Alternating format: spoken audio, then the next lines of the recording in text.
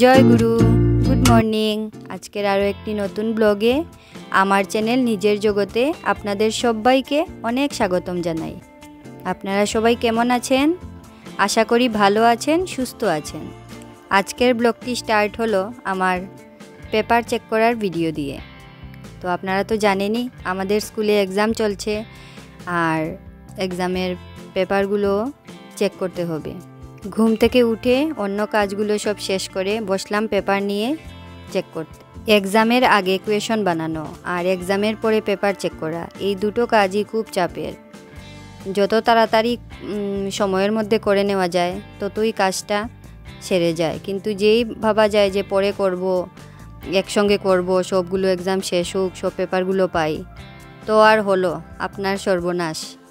একসঙ্গে অনেকগুলো জমে যাবে আর পরে তো নিজেরই চাপটা বেড়ে যায়। নিজের দোষেই নিজের চাপটা বাড়িয়ে ফেলি কখনো কখনো। তারপর পেপার দেখা শেষ করে চললাম স্কুলের উদ্দেশ্যে। আর এই দেখুন আমার বাড়ির সামনের যে পাঠশালার স্কুলটা, এখানেও বাচ্চারা খেলাধুলা করছে।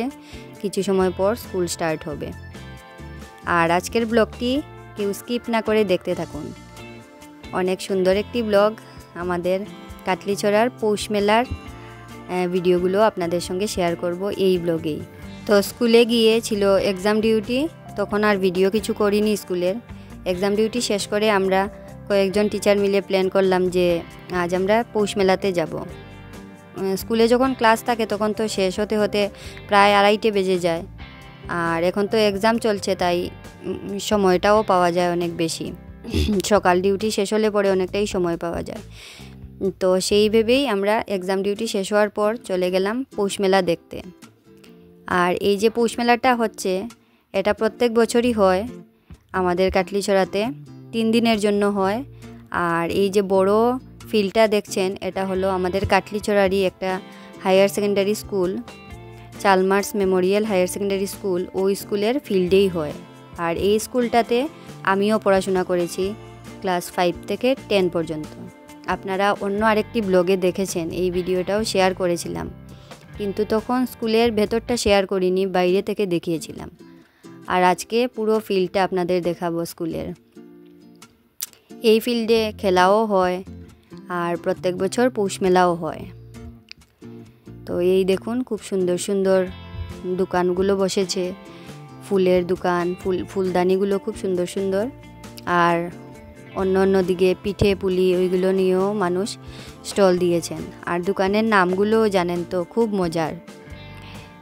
আর এই দেখুন এটা হলো এক্সিবিশন, সবাই নিজের নিজের আর্টগুলো করে, কাটলিছড়ারই বা বাইরে থেকেও অনেকে দিয়েছে, ছোট বড় সবাই নিজের আর্টগুলোকে ফ্রেম করে এখানে দিয়েছে।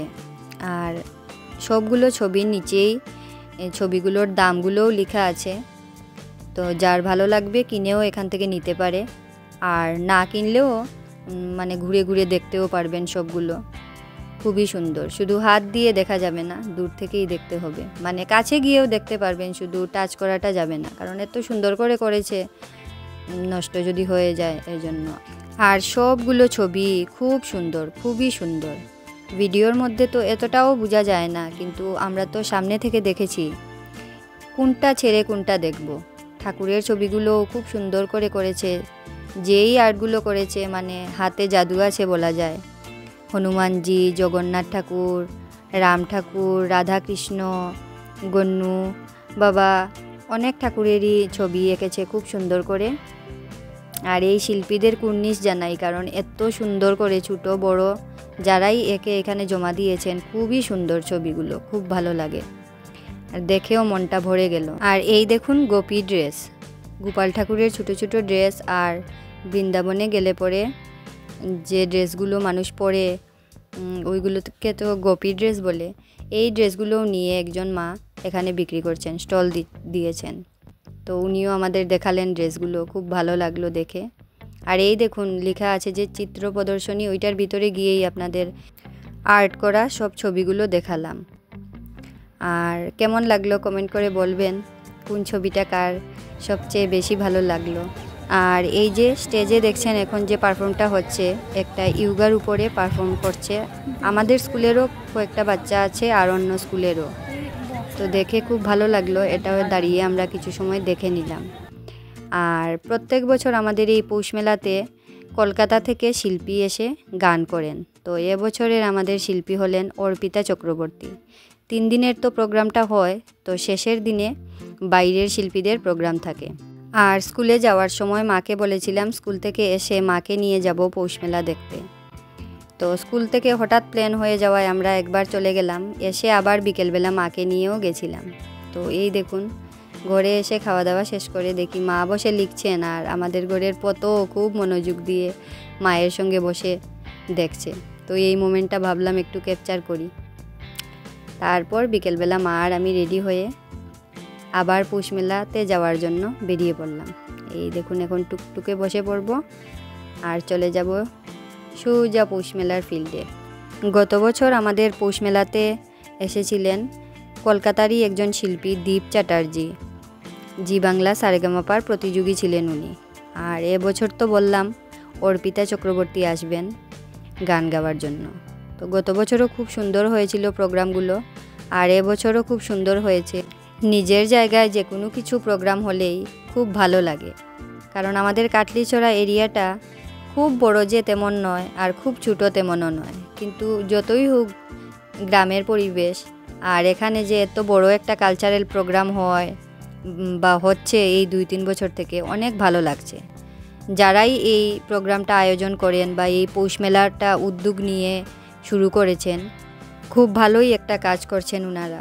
এইরকম প্রোগ্রাম হলে বা বাইরে থেকে শিল্পী এসে গান বাজনা করলে, গান বাজনার জন্যই হোক বা যে কোনো কিছুর শিল্পী বাইরে থেকে আসলে জায়গাটাও একটু উন্নত হবে, মানুষজনও অনেক কিছু এই প্রোগ্রামগুলো থেকে শিখতে পারবে, জানতে পারবে, দেখতে পারবে।